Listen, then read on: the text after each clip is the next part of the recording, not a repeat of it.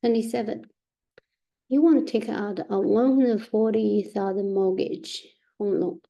The interest rate on the loan is 6%. The loan is good for 30 years. So how much will your monthly payments be? Right, loan, again, you use loan formula. So P naught equals to D multiplied by 1 minus 1 plus R divided by K raised by negative NK, then divided by R divided by K. Right? Identify the variables. So P naught, we know 140,000. Then loan, we know interest rate 6% with 0.06. And N, we know 30 years. Well, because monthly payments is okay, it's 12. So we're looking for the monthly payment, D. Trying to solve for D. Set up an equation, so we put the corresponding value for corresponding variables. And D, we don't know. We have 1 minus 1 plus 0.06 divided by 12.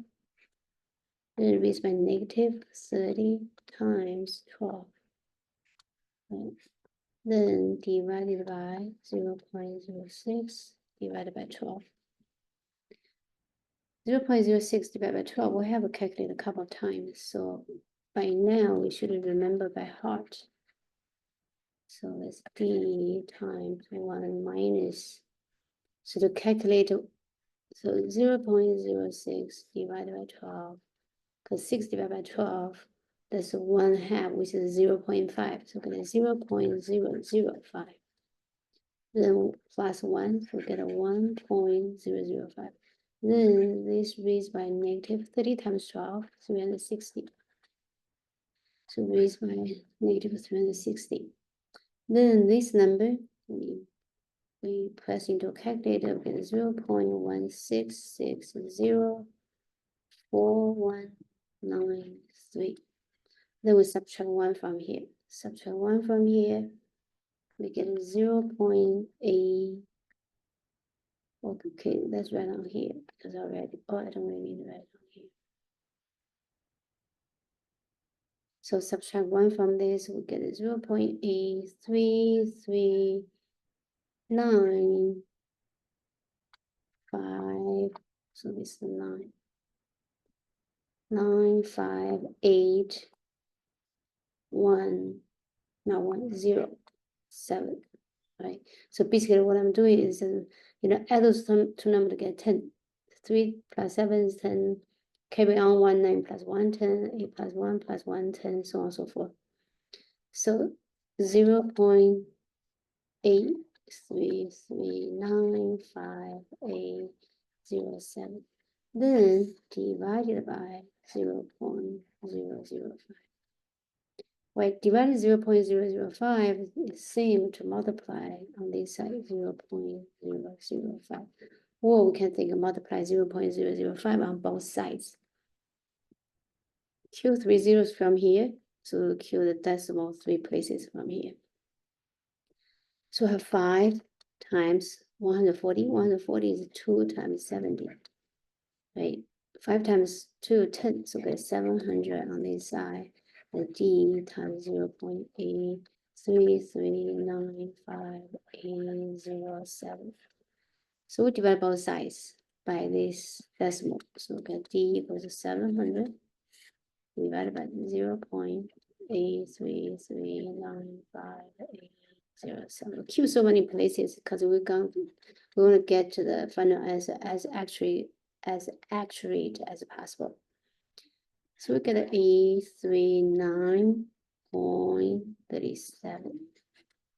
So that's the money, right? So the monthly payment will be $839.37 for a mortgage of $140,000 with interest rate 6% and for 30 years. Okay, that's 27. Let's finish 28 actually.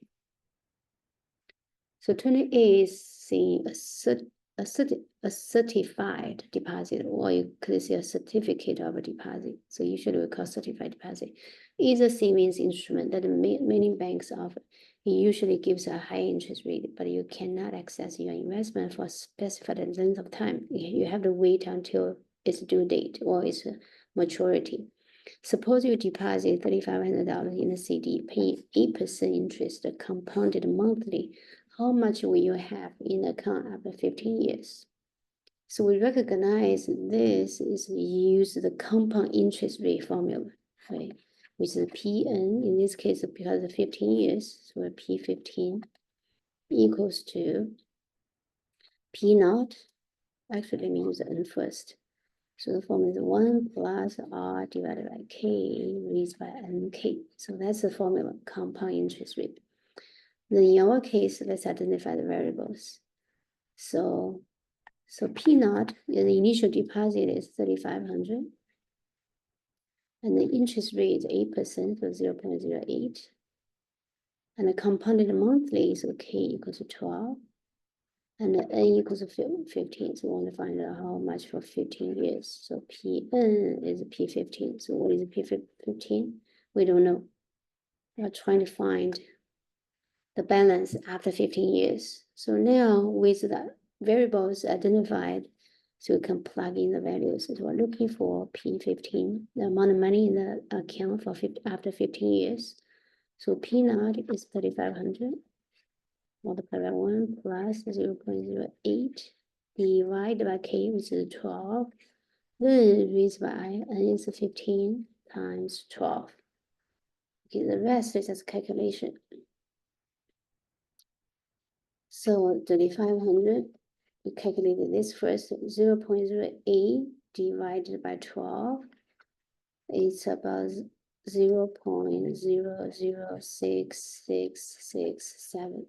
It goes on forever. 15 times 12, that's 180. Then we plug into a calculator about 1.00667. So let's write down 3,500 first. That's about 3.30692. Then multiply those two numbers, we get 11,574 and 23, 225, around 5 to 2, so 23. So after 15 years, the amount of money in the bank, in the account, will be $11,574.23. All right, those are the last two questions. We are finished reviewing for exam 1.